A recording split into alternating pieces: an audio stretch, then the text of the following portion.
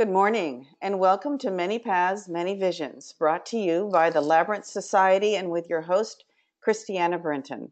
Today, I have as my guest Annette Reynolds, a founding member of the Labyrinth Society who held different positions on the TLS Board of Directors for 10 years, for the early first 10 years of its existence. And she continues to be a valuable asset for TLS as a volunteer on the nominating committee. If you are joining us on this GoToMeeting session, please mute your mic by clicking on the microphone icon in the upper left of the GoToMeeting control panel that will appear on your computer screen once you log in. You can unmute yourself and ask questions during the Q&A session at the end of the interview. It's in about the last 15 minutes. Find the GoToMeeting invitation posted on the TLS Facebook page, the global group, and under media on the Labyrinth Society website. So this episode is entitled The First 10 Years Through the Eyes of a TLS Founding Member. My guest, Annette Reynolds, played many roles in the creation and support of the Labyrinth Society during its first decade, while also pursuing her labyrinth interests within her local Alabama community by creating and directing the Labyrinth Project of Alabama. She is now the president and steward of a nonprofit, Manitou Cave of Alabama. And we'll go into that in a little while. But if you want to know what she's doing now, the URL is www.manitoucaveofal.org. That's Manitou Cave of al.org. Annette is also one of the Bountiful Harvest panelists for this coming 2000 anniversary gathering this year. Greetings, Annette, and welcome to Many Paths, Many Visions. Thank you for joining me today. Well, I'm just real happy to talk to you today. I've gone down memory lane since you asked me to speak, and so it's been really fun thinking about things in the past.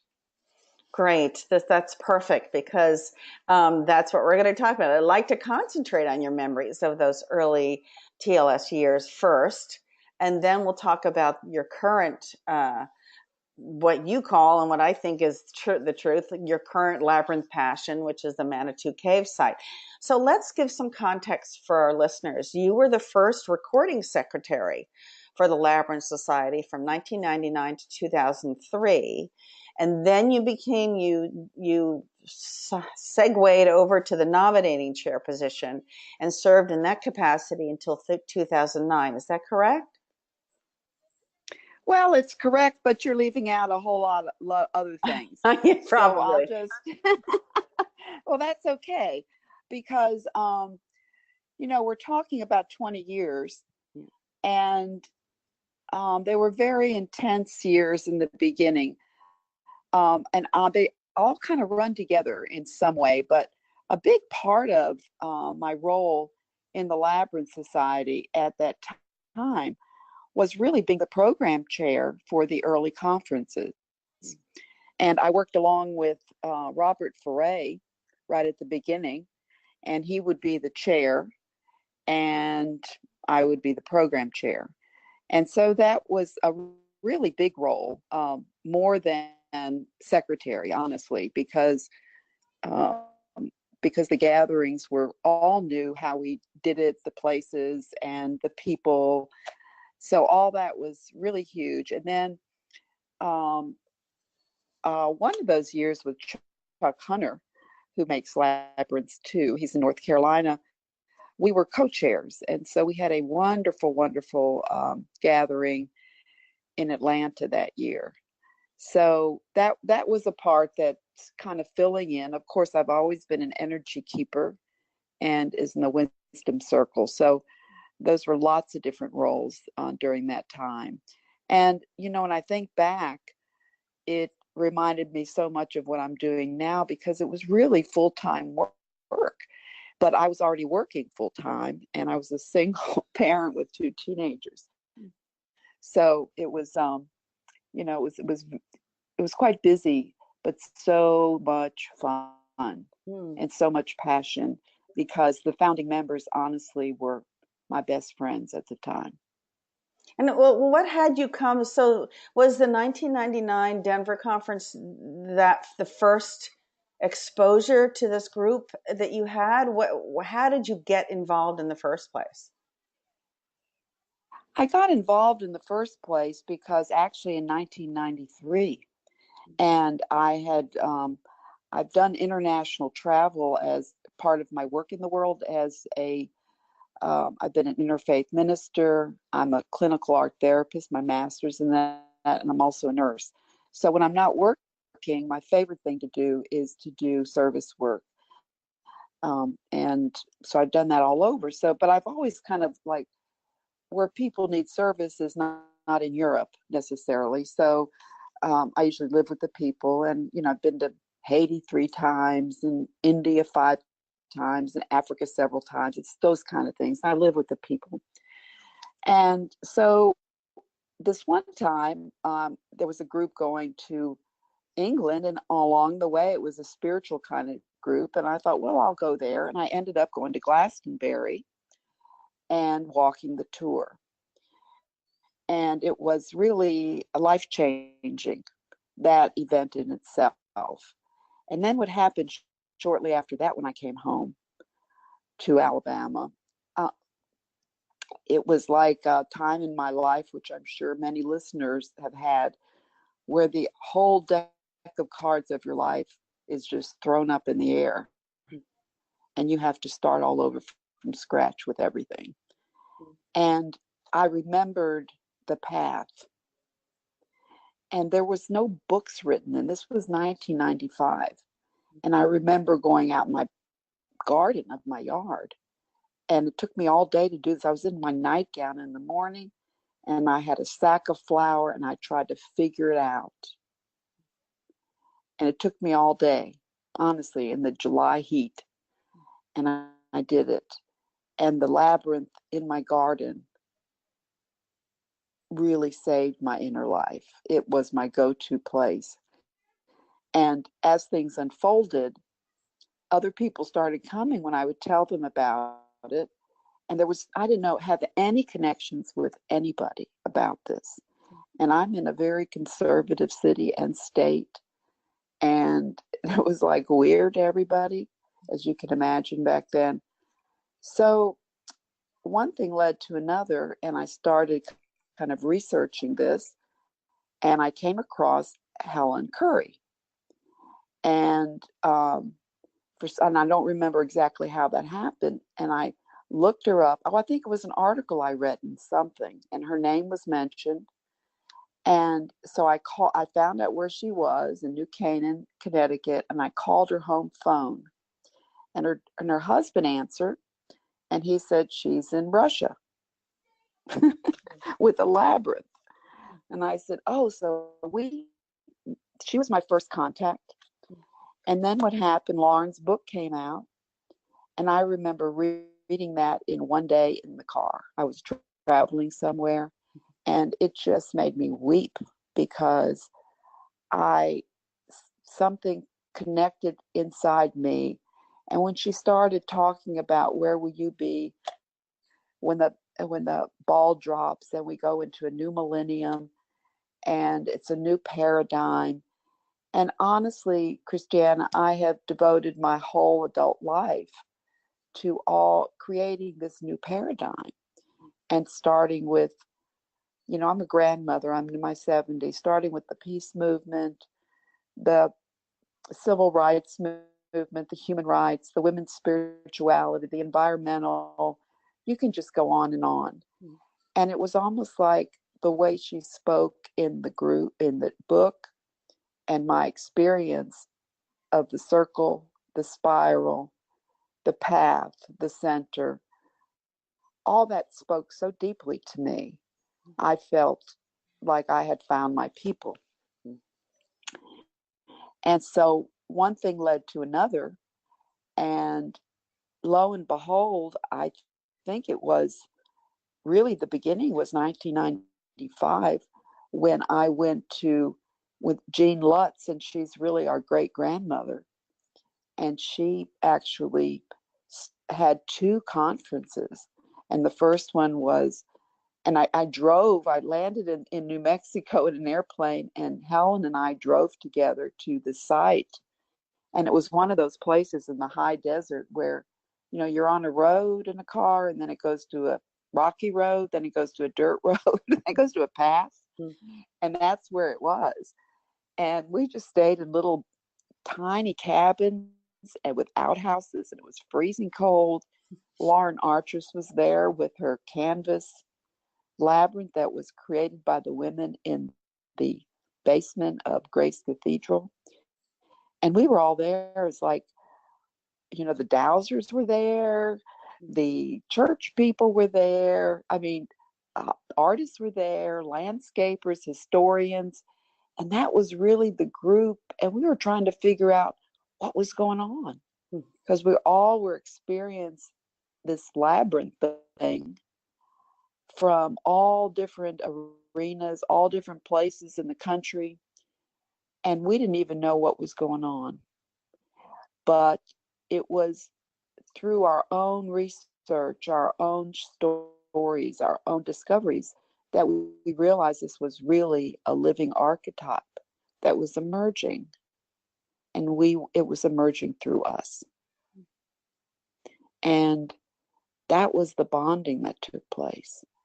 And so we didn't know that an organization was going to come out of this. We were just all having these experiences. So it was really, really profound. And so the second year, Jean sponsored another one in Omega Institute in New York. And that was like huge and very expensive venue, as you can imagine, but extraordinary. And I think that's when I first met Jeff too, because he was photographing. We created I sent you some pictures of this, and I think it's documented because of his work. He was always on some ladder, or on some, fire truck up on some ladder taking pictures of labyrinths. And as this great historian who had been doing this work for many years. And so that was the second one. But still, we did not have an organization, you see. This was 1996. And as we were in 97, we had a Labyrinth Network conference that actually Robert put together, and several of us who had already started our own, we called Labyrinth projects. So his was the Labyrinth Project of St. Louis. Helen had one of Connecticut. I started one of Alabama, which really evolved into this whole Southeast, because no one else down here was doing anything except Battle Beasley, who was a Episcopal priest up in Tennessee. And so I think at that one there was about 24 of us, and we met in St. Louis and at a nunnery. So people came in from California, and every time we would meet, I can remember one time we met, and we'd spent 3 days with big flip charts all over the walls, just talking about what in the world is a labyrinth. Mm-hmm. And everybody came from different points of view. I mean, we had to come up with the definition. Mm-hmm. So, it was just amazing from different people's point of view too, and what their own experiences were. And what is this thing? And you were so the books weren't written. You were trying to define. I'm sorry. You were trying to make a definition separate from what a maze was. You were trying to define what a labyrinth was and how it was different from mazes. Is that? Well, absolutely. That's when we came up with this unicursal. I mean, it is a maze, but it's one path, and you can see the center at all time, which is very different than getting lost. Mm-hmm. And so it really attracted a whole lot of what I would call right brain people, in a left brain world. But there were, thank goodness, there were some left brainers there too. These engineers were there. There were these, people who were like in the sciences, biochemists and different people like that, organizational people. To name two that we know so well would be David Gallagher, you know, most of the time he would talk and I didn't even know what he was talking about, but I knew he was telling the truth. And I mean, he was just an amazing intellect, you know, as being a physician and everything of that. And he was just so skilled. And then Helen was like that too. I mean, she was definitely in the feeling world and all that, but she was so well organized and so perfect in her ways of doing everything. She was just the born president. We didn't have to think twice about it. So having all these artists and these dowsers like Marty Kane and I could name so many of them at the time, they kept us focused. And I can remember one time I roomed with Marty Kane, and this was my new world of dowsing other than my brother-in-law who was a plumber. I mean, I just thought they did that, you know, found water lines for plumbing. But she invited me into the world of really living intuitively. And so she was my roommate, and she had a dowsing pendulum, and she was like, she'd open her suitcase and she'd douse what to wear, and we go to breakfast and she'd douse what to eat. And I never was around anybody that did that. And so we kind of walked the talk. I mean, it was really extraordinary. So she taught me about that world, and we all learned from each other. And that's what was so amazing. And that's when we started functioning as a circle, because we believed in it so much. And even at our meetings, and I'm talking our get-together meetings, we always had a labyrinth there. And when we would get to the point of not quite understanding what the other person was speaking about or understanding, or it got kind of passionate, we'd all just stop and say, let's walk the labyrinth. And then we'd come up with the answer. And it was, you know, we walked the talk. It was such a beautiful process. And that's where we came up with the idea of being leaderful. We were all leaders in our own way, having our own unique experiences. And we came together to share those on an equal basis with a lot of respect and everything. So that's how, by the time we had a conference, so to speak, open to the public, it was many years in the making, because we talked on the phone all the time. We met, we had these remarkable experiences together.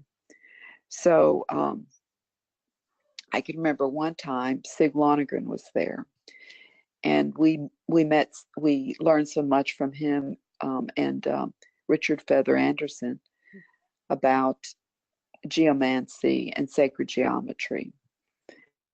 And of course, Richard Feather Anderson and Robert Foray, they were the ones that actually went to Chartres Cathedral on their hands and knees and put Post-it notes on the floor on every stone to figure out how to do the pattern.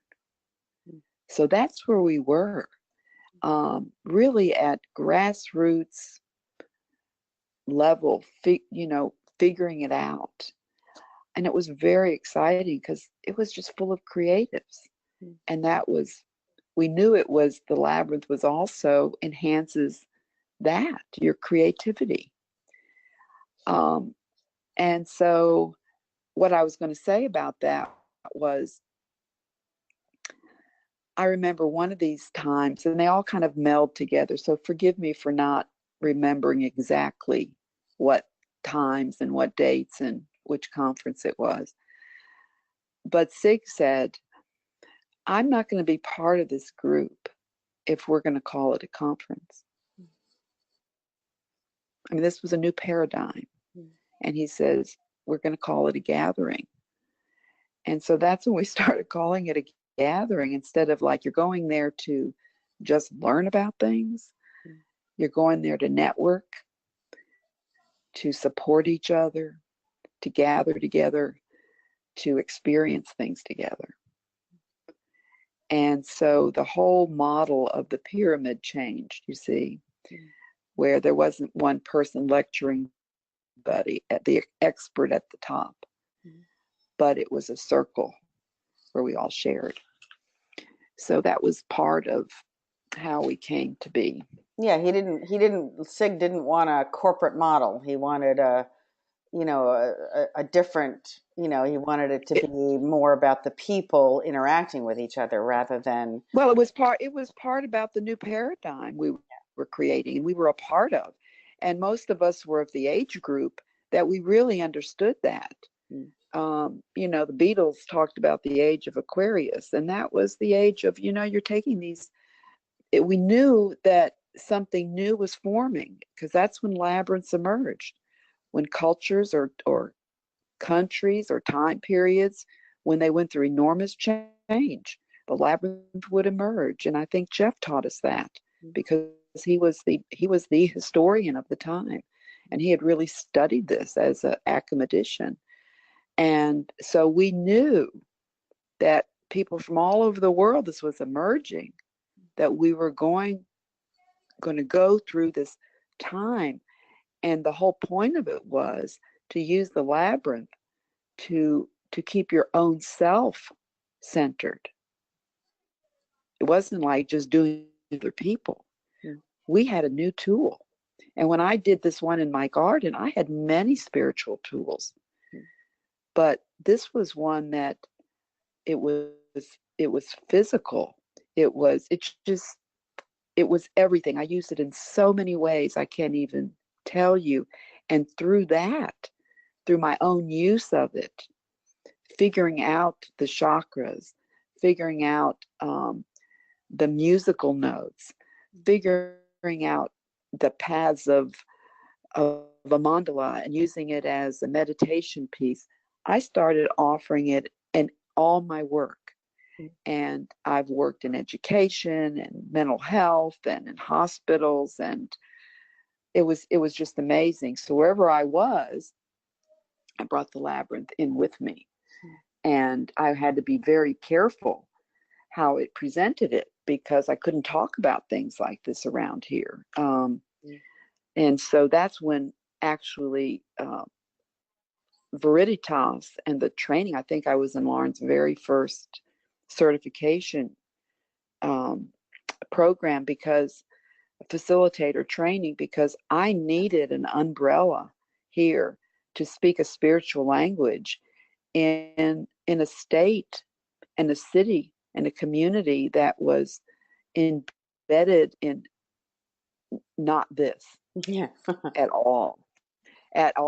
And there was a big backlash, and I want to say the Catholic Church and the Episcopal Church in this area is a very conservative diocese, and no one was open to this. But as I incorporated, so what the facilitator training helped me with tremendously was how to speak the language and meet people where they are. And I'm a workshop facilitator anyway. So this was very helpful. And wherever I went, I had these wonderful models and leadership people that were the original people that I could just hold inside me. They were my inner advisors. They were my inner counsel, you see. And wherever I was, I felt so empowered. You see, not only being able to connect within, but to these people.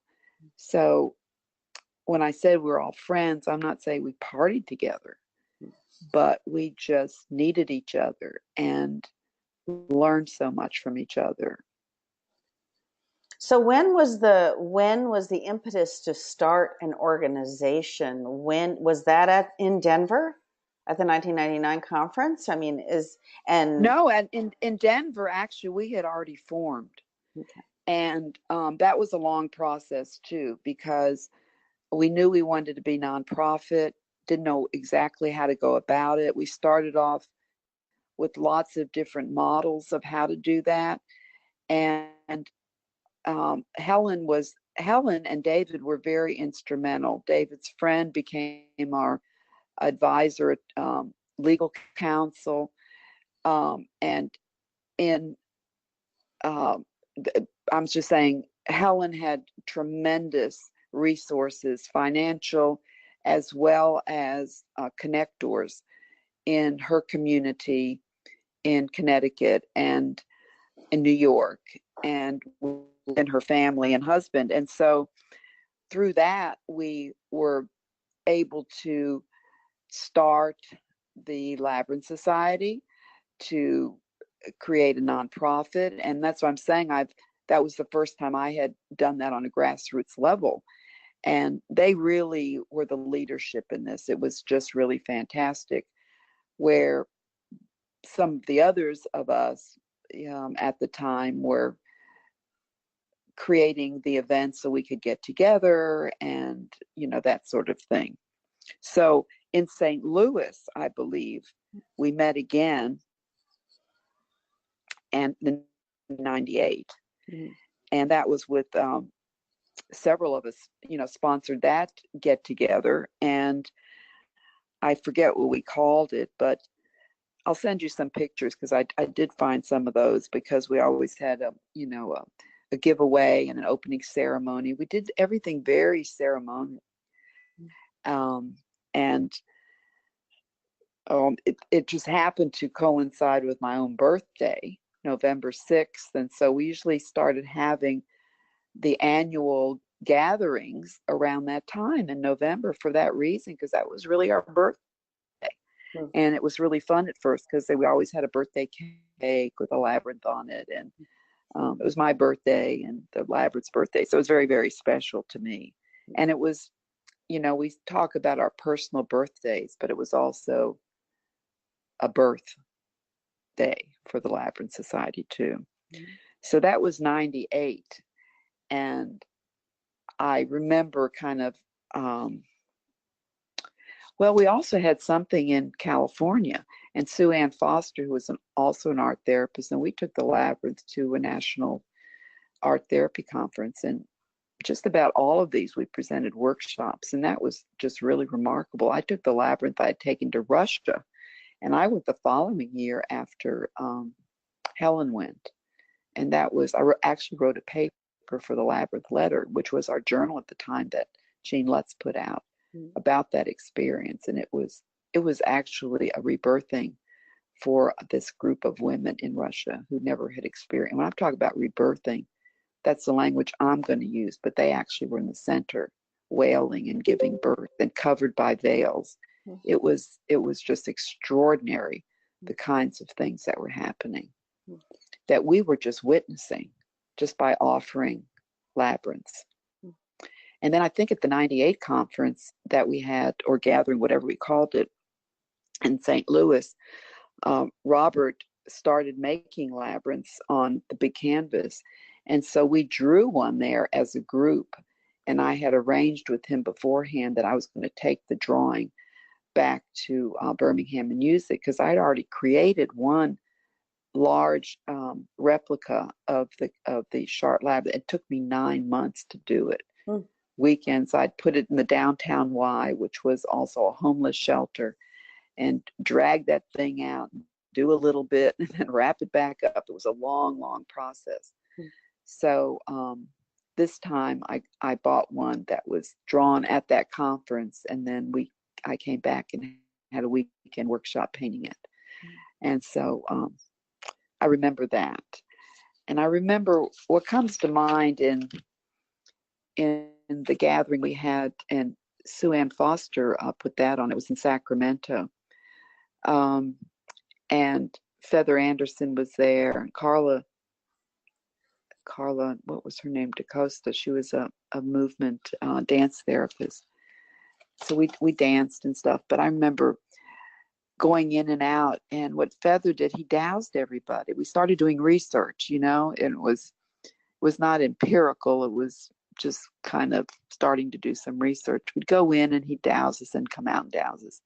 And I remember so well, because when I came out, he said, you need to work on your left brain a little. Because he told me, and I'll never forget it. And he was absolutely right. And you know what did it was doing my own labyrinth project of Alabama and the Southeast, because boy, I sat at that computer and had to learn a lot of stuff. Yeah. And he was, yeah, to do the work Yes, of in the course. world. You understand? I had to Yep. be this full-brained Yes. person, and especially running my own nonprofit.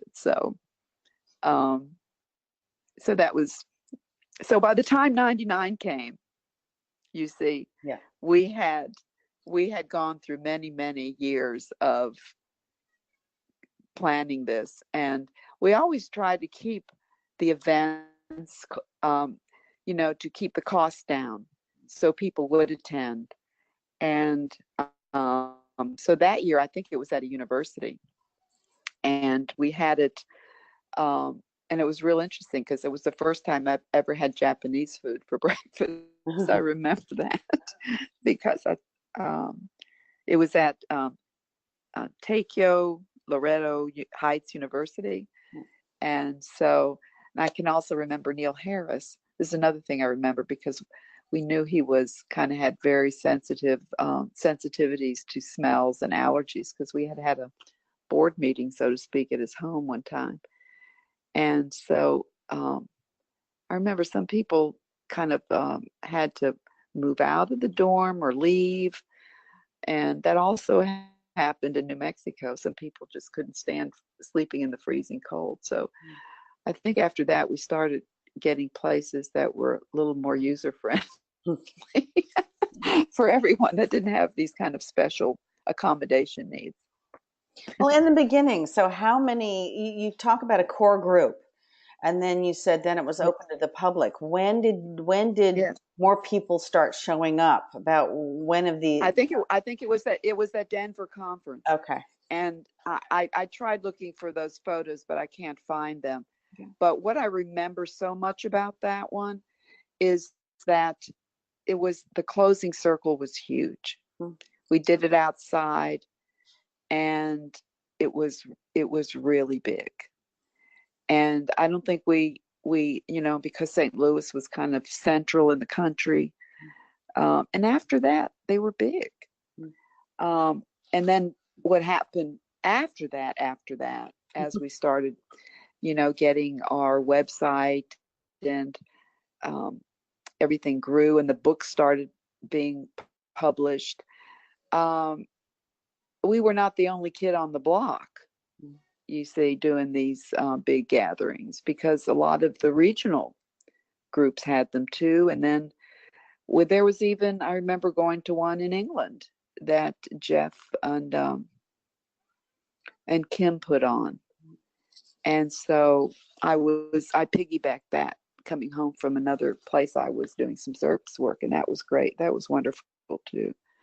So it was just branching out all over. But, I can remember in Atlanta, that was really, really great, because it was so easy to land in Atlanta as an international airport, and it kept the cost down for international travelers. And we had people in from all over South Africa, everything. So that was very meaningful too. And so talk a little bit about actually, so you were talking about left and right brain, but then having to actually sit down and create the mission statement, create the rules, how did you continue to use the labyrinth to iron out differences of opinion as you actually created this organization? Yes. Uh-huh. Yeah. Well, I think it was a combination of really good leadership, finding people on the board who fit. And that was one of the things that was really, really important with getting people on the board, as far as being, when you talk about being a chair of a nominating committee, because I knew the esprit de corps of the meetings, the communication was key. And so that was a big part of the screening, much more than credentials. It was honest. Oh, It's all right. is that your child? It's just That's okay. my grandchild. It's all right. I got it. Oh, good. Is everything okay? Yeah, everything's I'm fine. with you. I understand. Okay. Grandchildren come first, Yeah. you know. So yeah. So that was key. Good leadership, finding people who worked well, and oftentimes the model that I tried to create was with this nominating group at the time was to be on a committee first and work with the committee chair, and everybody on the board was the committee chair. I guess the model is still like that. I'm not sure. Yes. So you saw how people work together, but it was also I found out over time, even the most dedicated and devoted people and labyrinth people with the best credentials, the hardest part of keeping a functioning board that could really last the 3 years, because everybody, it was a working board. It wasn't just somebody by name who wanted something on their resume or raised funds. It wasn't that. It was a real working board. We worked hard, and I'm sure the board does now too. But and we did not have an executive director either, keeping everything. So we all had to do all that. So one of the things I found out is we had to find people who didn't have that weren't a single mom with two teenagers at home working full time. Yeah. Because you don't have the time, and that's the reality of it. But you never know when that's going to happen the next year. Yeah. You see, so we had to find people whose life were fairly stable and who didn't have, a lot of financial issues at the time. Not that they donated money, but that you'd have to give it up to do just survival work. And so we all kind of were going through those kind of times too. So you had to kind of see how people's lives were, how stable their lives were, their personal lives, so they would have the time to devote to this incredible early years of growth. And otherwise, people would midstream, if someone had to resign, it was very, very difficult to pick up, because these were important roles. If you're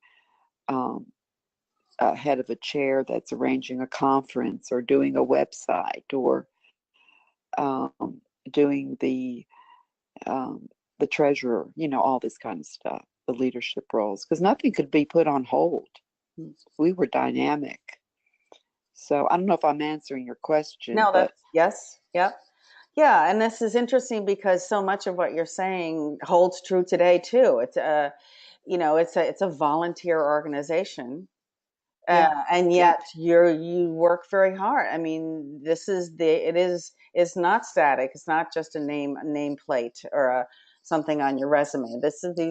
Everybody's very active. And so yeah. how did that, out of this circle idea, what was your impression of this whole pods structure and that the formation of that when they created the pod structure?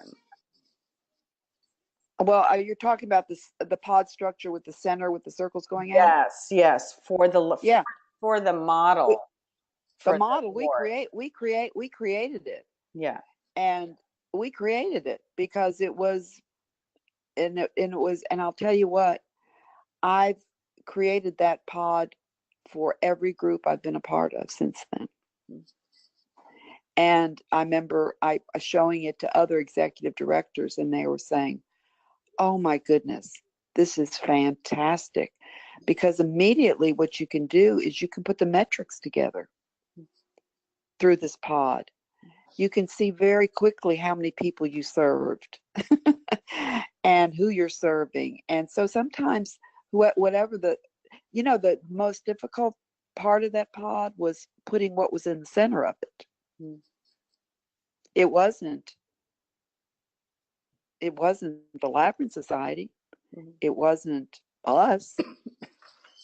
It was, what was in the center. Yeah. And so sometimes the center would change depending on where we were in the goal. I don't know exactly what it is now, but we weren't serving the Labyrinth Society. That wasn't the point. You see? And so I can remember that. It was very interesting.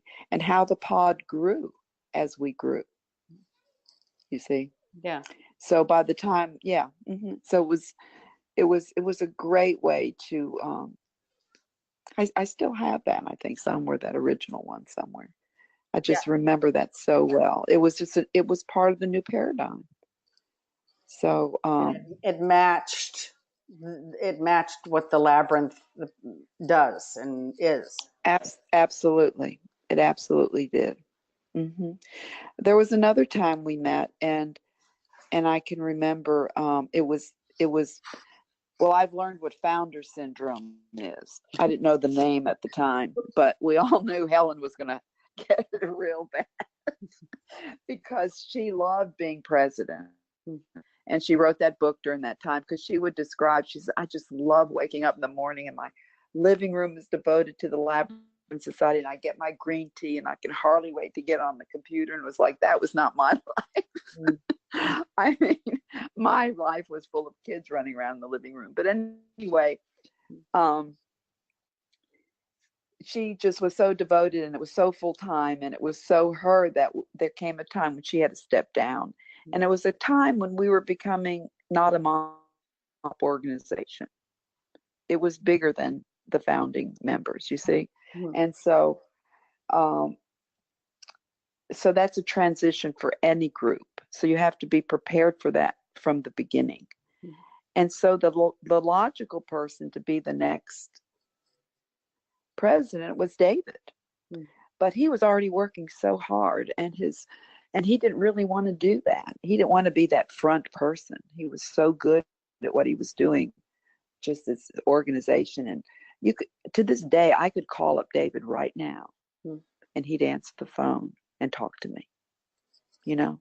And he does that with everyone. And so that's when I think I recommended, and I said, why don't we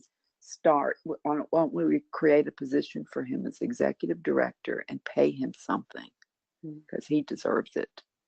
And so that was the beginning of that too.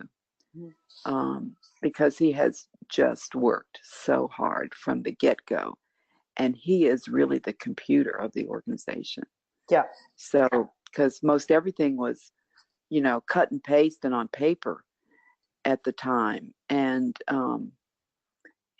it might all be digital now, but I'm telling you, every bit of it's in his mind too.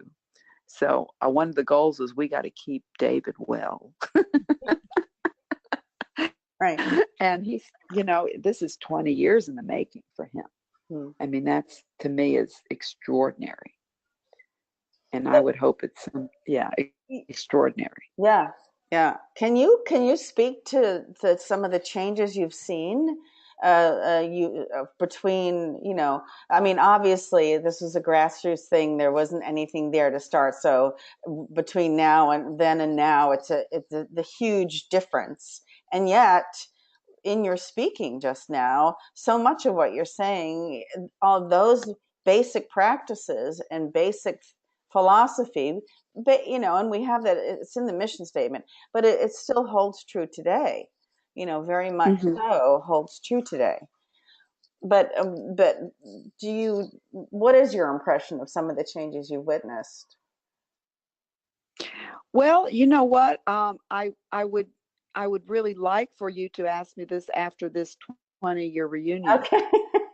Conference, because I really don't know. I'm not close enough or that involved. Although I do know it's highly structurally vibrant and functioning and organizational. I do know that. I know there's just incredible, skilled, qualified people on the board, because that's the part I'm still kind of intimately involved with, is the nominating committee. And although I don't have people at my fingertips to nominate anymore, I'm part of the voting, or the vetting process. And so I would say that's really remarkable. Like when I when I recently received the um, uh, definitions, so to speak, or the descriptions of everybody's job description. I don't want to say job, but their description of their work on the board. I can remember every year just pulling teeth out of everybody on the board. Please write down what you did. Please document how many hours you spend, that kind of stuff.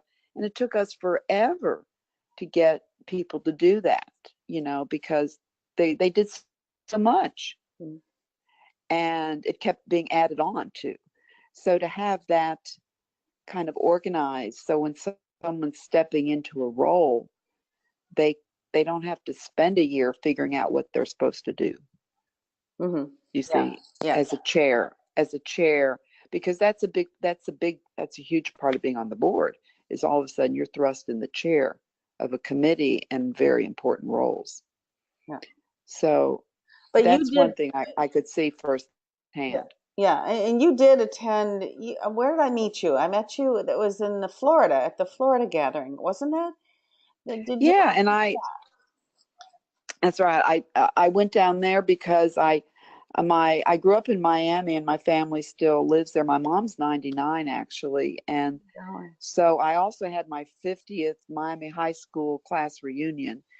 And I was an officer in that, a big school of 5,000, and I hadn't kept up with anybody because I moved away a minute after graduation.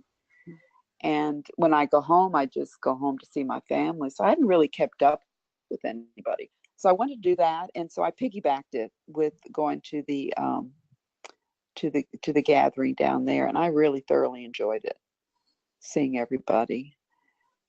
It seemed smaller than I remember our gatherings. So I don't know what the numbers are now. But I just know that when we had Atlanta, I mean, it was huge, and I can remember the numbers. I remember that year we made 40,000 our operating budget, and it was very, very successful, and that's just pure profit. And so I remember when Robert Foray was the one that suggested we start having an annual gathering. He said, because this is the way to make, a fundraiser. And a lot of us didn't understand how that would be. And then we figured it out how to do it. And so, and that's one reason probably I don't go every year. It's just, I'm devoting so much time to my own nonprofit, and I'm on a fixed income now. And frankly, I just really can't afford to go anymore, because no matter where it is, it's at least $1,000 by the time you get there and pay the expenses and everything. Yeah. So that part, I really wish I could. And I'm not saying it's any more expensive than it ever was, except my life is different. Yeah. You see, so I have to. It has to be close by, or I have to piggyback it with something I'm going to do. Yeah. Anyway. Yeah. And I'm sure that's true for a lot of people. Yeah. And I think the whole point now, I mean, now there is no more gathering liaison; it's a gathering committee, and the whole idea of what you all did in the beginning was to not have it in one place all the time, to not have a central location. Exactly. But to be able to open it to the local areas and different locations all over the United States, and we've also done it in Canada, not in Mexico yet, but certainly in Canada. So it's still doing that. Yeah. And the trick is, and I wanted to say I was a regional rep too, as you can imagine. So and actually spent a summer going around to every labyrinth that I had created or knew of, and documented those and put them on the locator when it started, and interviewed the people and stuff like that. So that was another part I was very familiar with. Well, this year, I don't know. We're trying to make sure that all this documentation and there's a iBook that's about to be released. We have maps now. Mm-hmm. We have a timeline, Mm-hmm. everything in honor of the Mm-hmm. 20th anniversary, because we know those of us who are in the board positions now really do know how hard you guys worked and what it must have been like, and we really do want to honor this process that you all went through. And so we've really taken the time to gather a lot of information about how it all started, and the pictures and interviews with people. We have an interview with Marty Kane. She talks about energy keepers and sitting there in one of the first meetings going, I'm not a left brain person. I do work with energy. How about That's energy right. keepers, and That's right. and so all of that wonderful information that I think will be very eye-opening to people, for if you have not Yeah, been and around. absolutely, and that gives you some idea of the diversity of that first group. Yeah, I mean, it was amazing, and we had to learn how to communicate with each other and understand each other, because the same experiences were coming up through all of us, and we had no words for it. We had no language for it. So it's easy to talk about it now, and it's so mainstream, but it wasn't then at all. yeah, And so that's that, and it wasn't work. And that's why I want to say it was very much of, I know our time's up, but yeah. I'll be happy to talk about my Manitou Cave, which means Yes, spirit. yes, Very, very, very related to what now, because it's almost like you're on a roller coaster and you can't get off, but you're not the engine at all. So it wasn't work. It was more like a ride, and you did not know when it was going to end. But it was like something else. Spirit was the engine, and we knew it was a powerful thing. And so that's what energized us all. Honestly, it wasn't work, but it was consuming and very dynamic. yeah, yeah. You see, and still is, I'm sure, for people who are now discovering the labyrinth and having their own experiences. Yeah. Yeah, we talk about now synchronicity and getting out of the way of the labyrinth, because if the labyrinth wants to be built, if you build it, they will come, kind of thing. And so you have that, what you're just saying, what you were talking about is just that whole, but you didn't have words at that time. You just were all part of this flow, that it was sort of like, unearthing a gold mine, basically, and you just kind of had to go with it. There was nothing. But now we have regular words that everybody uses in the labyrinth community to explain this, because it has happened to everybody. And when anybody gets involved with the labyrinth, and lets the labyrinth take it wherever it wants to go with their own creative juices, this is what happens. This kind of thing. Yeah. So it's very So and I really hope during these times that it for two things. One is that it doesn't get boxed in, that separates. It's kind of like this is when I used to give my art therapy talk so much. I would tell people I'm an artist, but I'm not a fan of museums, and that's because they become the artist and you're not. And I don't think that's how it is. And that's why I really enjoy going to places in the world where they don't have famous museums and everybody dances and sings and makes art on a daily basis, because we're meant to do that. So I hope the Labyrinth Society and the Labyrinth doesn't get in a box, so that it's still, the pods keep widening, but still that it's a place that all of us can still go to use as our center. And the truth is, at this point in my life, I just see the whole world as the labyrinth now. whether I'm in a country, a city, a home, a space, under the ground, on the ground, I immediately know the path. I follow it. It's one step at a time. I have faith I'm going to reach the center. I know when I'm there, I'm just halfway there. I still have to go back out in the world and use it. But I know the places to go inside and outside to find my center, my place of peace. And the labyrinth model, blueprint, has really been my guide. And I never feel like I'll be lost again because of that. Well, speaking of going inside or into, let's talk about the Manitou Cave, because you talked, you sent some information to me, and you said it was going into this cave was similar to the experience you had when walking the tour in Glastonbury. Yes. Can you talk a little bit about that, and is the cave open to the public? And tell us a little bit about that. I know we're over time, but we don't have anybody on asking questions, so if you can that would be great, because I know people are interested and want to know about it. Okay, I'll tell you about that. So I'll just very briefly, if I can.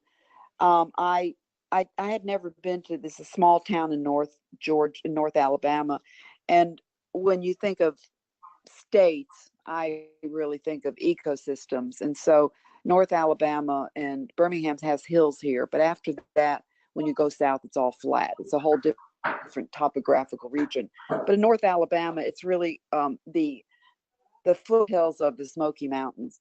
And the Cherokees lived in all of those, about 8 states in there in the time before the removal west. And so it was their ceremonial site. And so in a very important town at the time was called Willstown. It became Fort Payne because one of the stockades, which they called concentration camps, was there where they were housed before they had to march across to Oklahoma on the trail of where they cried, the Trail of Tears. Mm-hmm. So I had never been in this town. Never. I had no reason to be there, never been up there. But my daughter, my oldest daughter, she had lived in North Carolina, up on top of a mountain for 20 years. And so then when she moved back to Alabama with the grandkids, she missed the mountains. And so she discovered North Alabama. She'd take the kids to school, and then she'd, go up there and hike. She's a environmentalist and environmental science major, loves fossils and hiking. She'd just do that and come back and pick them up from school, and nobody even knew where she was. But one day she said to me, "Mom, there's a cave for sale. Do you want to go see it?" Well, I've been in lots of different sacred sites around the world, caves, tour, on the tour. I would call that a sacred site. Some of them are famous and are not very sacred, and some of them are unknown and are very sacred. It just depends on what's there and the energy of it, for sure. So I said, sure. So we did that, and we went in, and I had one of those experiences in there. And the doors were wide open, but it was kind of abused. I don't want to say kind of, very much abused, and it had been not taken care of for many, many, many years.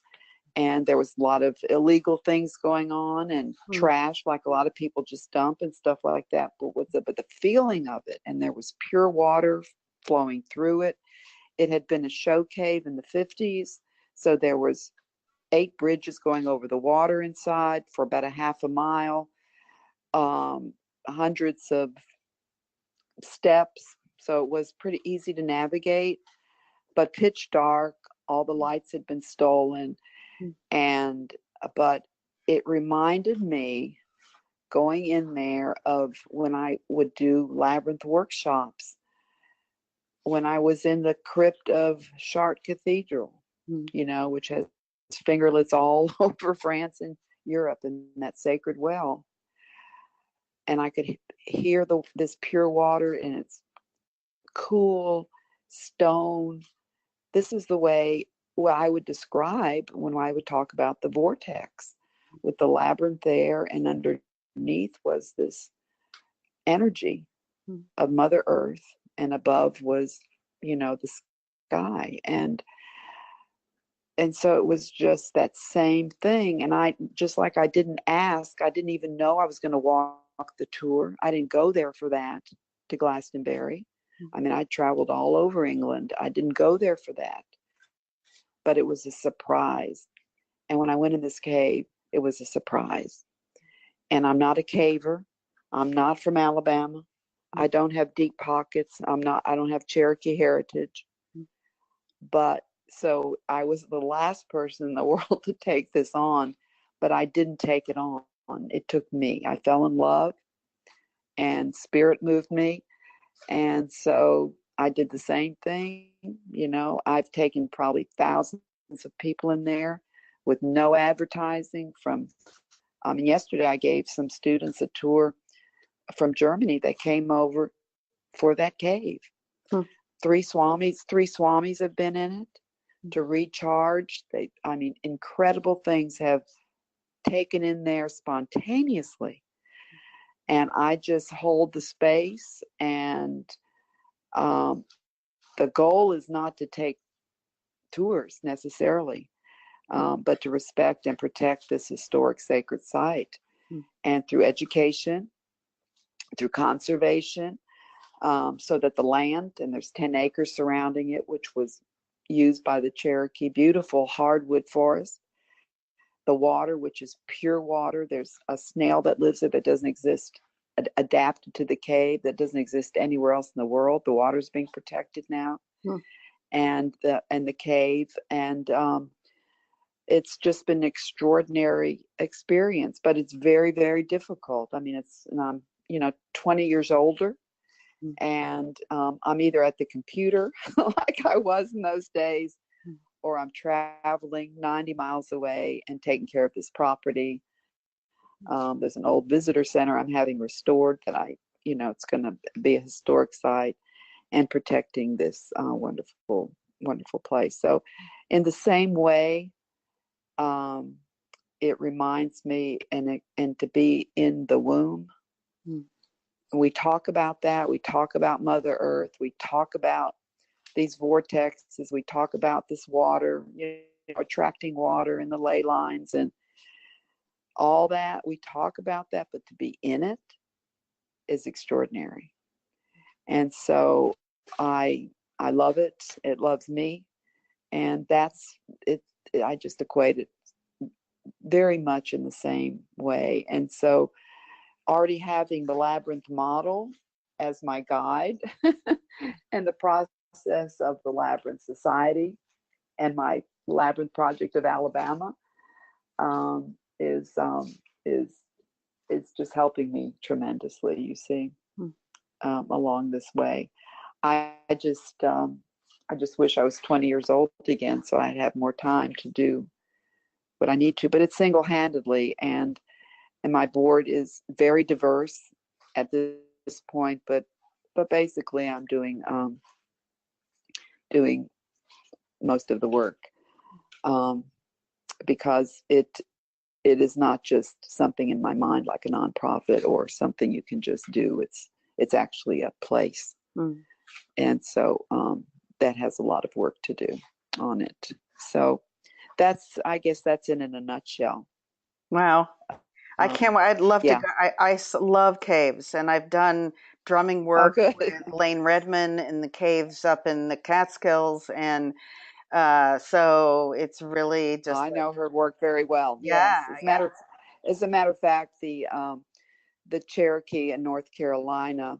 This is really the most thrilling thing. So when it's printed, I'll let you know. One of the Cherokee there, he did his master's on this cave, and the other thing that's remarkable about it is Sequoia, who invented the written language for the Cherokee, was there in Willstown, and it's the cave is full of the syllabary writings, and so this master's student, he had all of it translated by the 3 federally recognized nations, the Cherokees in the Eastern Band, the Nation, and the Kituwa. And they now know what it says, how the cave was used, and who wrote it. And it's extraordinary. And it has much more of a sacred site value than anybody ever imagined. So it's going to be printed in an international academic journal, and this master's thesis will be online soon. And so that's in the making. And Fort Payne, you can look on the map, is like in between Birmingham, Atlanta, and Chattanooga. It would be awesome to have a Labyrinth conference nearby and have people have the opportunity to come visit it. Absolutely. I have one And more they're question welcome for to you. put we're welcome to put a labyrinth on the land too. Yeah.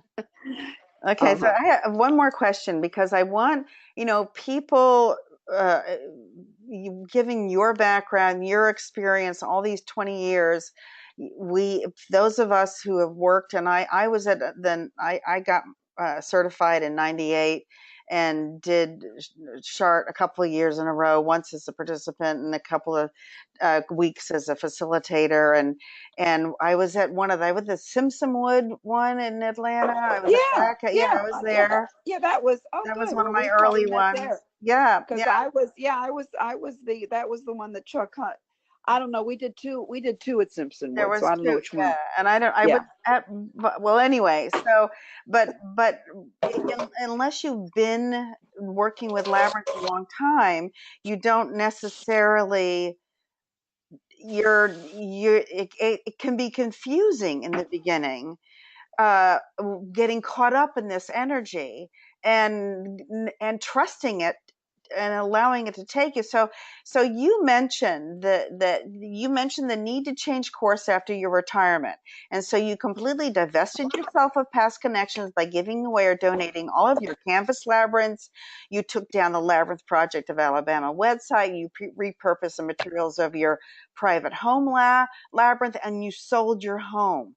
So yeah, I gave away everything. yeah. So do you think that doing this, just completely divesting yourself, provided some energetic space for this Manitou Cave thing, which is a almost literally deeper expression of labyrinth energy to unfold? I mean, I want to bring this up because it highlights your willingness to trust and to Absolutely. Thank you for noticing that, because that's exactly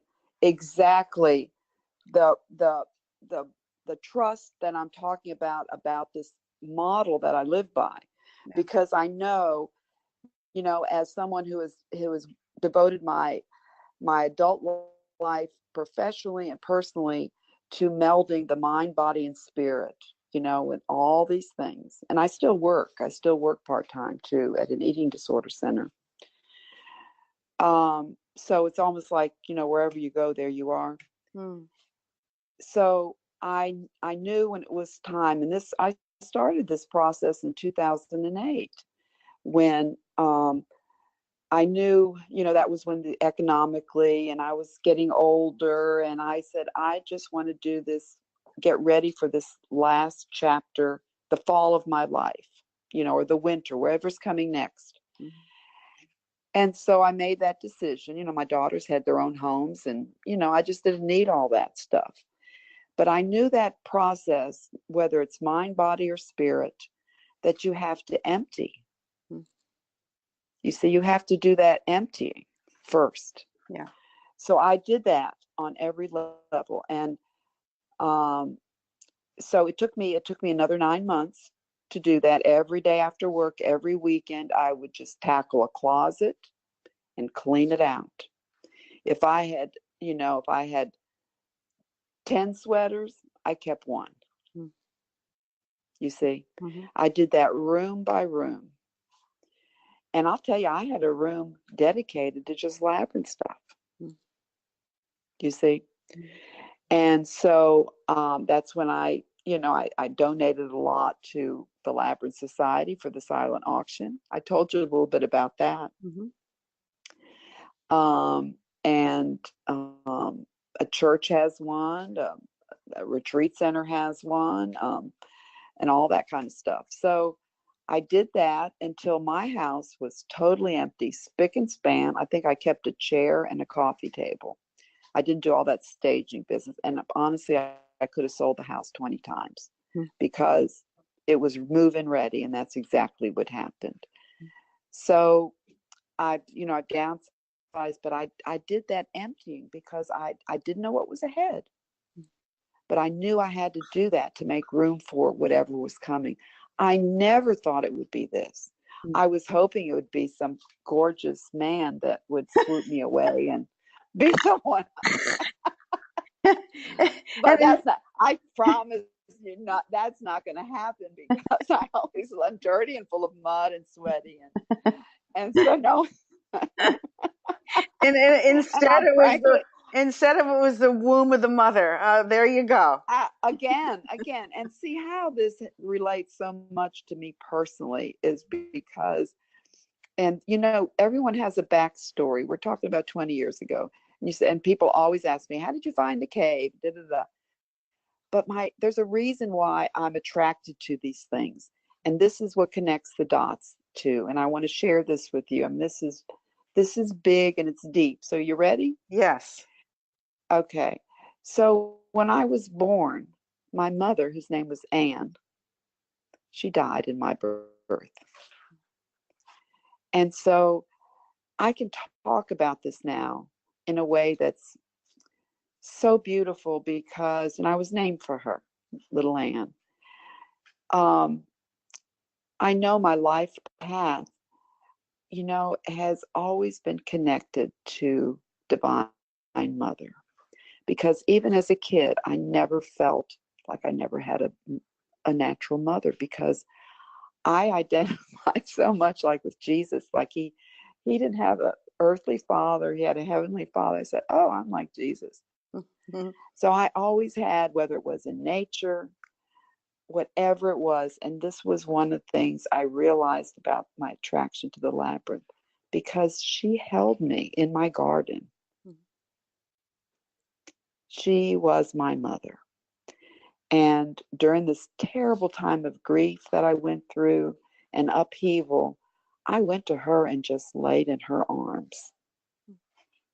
You see? And I was healed. I mean, it helped me in my healing process, you see? So it was I could cry right now thinking about it. And so the cave is a part of that journey. She spoke to me. And, at this point, at some point you feel like the child in the labyrinth. Sometimes you feel like the mother. Sometimes you feel like the grandmother, the gatekeeper, all those things. So when I say I gave away stuff, it was just stuff, you see. But everything I have and need is within. And so it doesn't take a whole lot, you see. So it's a joy to offer this in this way for other people. And I don't lead up to, oh, this is how you have to go in, because all different people go in just like they do at the labyrinth. I have archaeologists and historians and students and spiritual people and people from India and people from every faith group and not faith group and cavers, and I mean, you can't, anthropologists, historians, the same sort of, they all come for different reasons. I just am the gatekeeper. I got the, and just create a safe place for them to have their own experience. And at the end of this labyrinthian walk for a half a mile through these extraordinary things, there's a natural drum in there. Which is a stone that when you just hit it with your hand, it echoes through the whole cave. At the end of that is a big 90 by 60 foot circular room that has extraordinary acoustics, that I have a circle of chairs set up in there. It used to be, at the turn of the 19th century, a ballroom for dances with a wooden floor. If you can imagine, people came in by train from the north, and they were developing all these places down here. And so this is like the center of the labyrinth, you see. And so amazing things happen in that circle. And then when people are ready to leave, what I do is I have whoever's leading the group of that group, I have them lead the way out. And so people walk in. It's a labyrinth journey. Mm-hmm. And it's beautiful.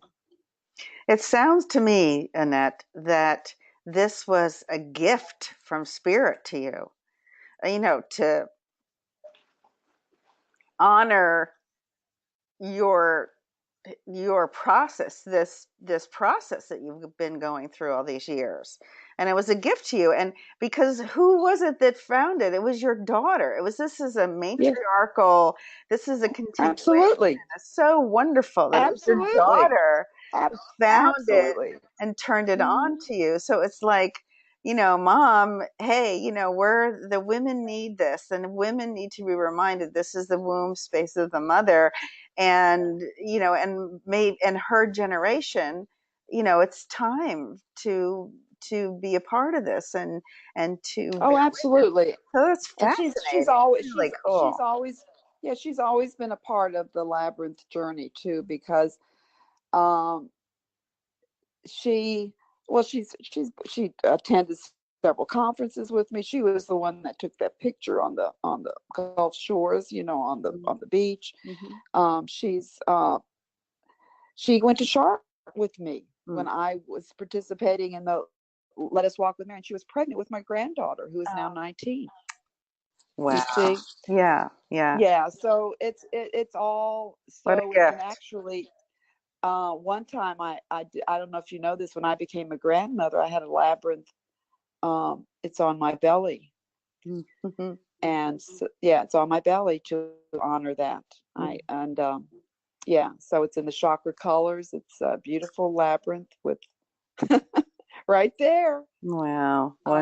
Yeah. What a great story. So, my daughters came with me to have that done, and sort of a ceremonial style. So you see, I live this life. Yeah. Even though I say I'm not doing labyrinth walks, that's why I wanted to tell you about that. To me, it's an extension of it.